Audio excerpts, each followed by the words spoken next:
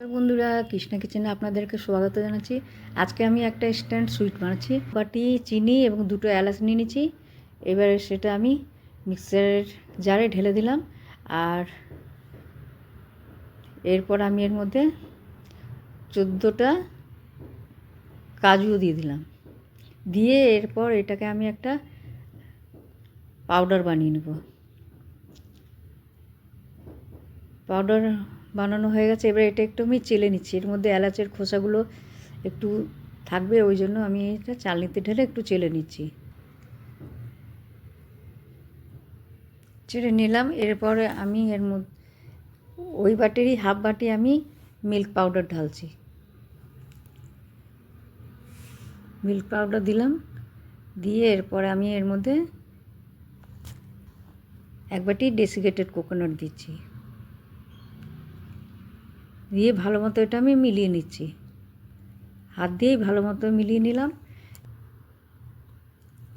2 চামচের মতো আমি দুধ দিচ্ছি। দিয়ে এটা আমি একটা ডো তৈরি করছি। ঘি হাতে মেখে তারপরে একটু ভালো মতো এটা ডোটা মাখছি।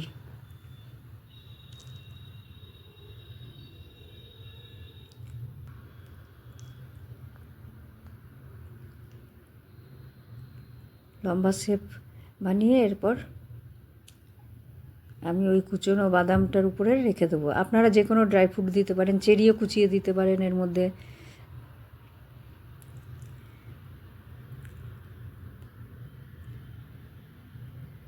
এবার এই ড্রাই ফ্রুটের উপরে রেখে এবার এটা আমি গোল করে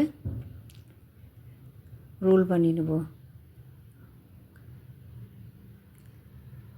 তারপরে আমি রোল বানিয়ে এটা 15 থেকে 20 মিনিটের জন্য আমি ফ্রিজে রাখবো। এটা আমি সেট হওয়ার জন্য রেখে দিচ্ছি। তারপরে আমি ফিরে আসছি।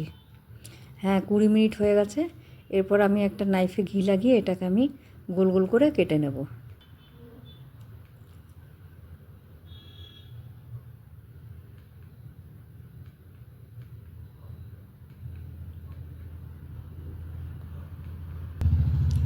কেটে নিয়েছি। এবার আমি হাত দিয়ে একটু গোল শেপ করে দেখুন বানিয়ে নিয়েছি।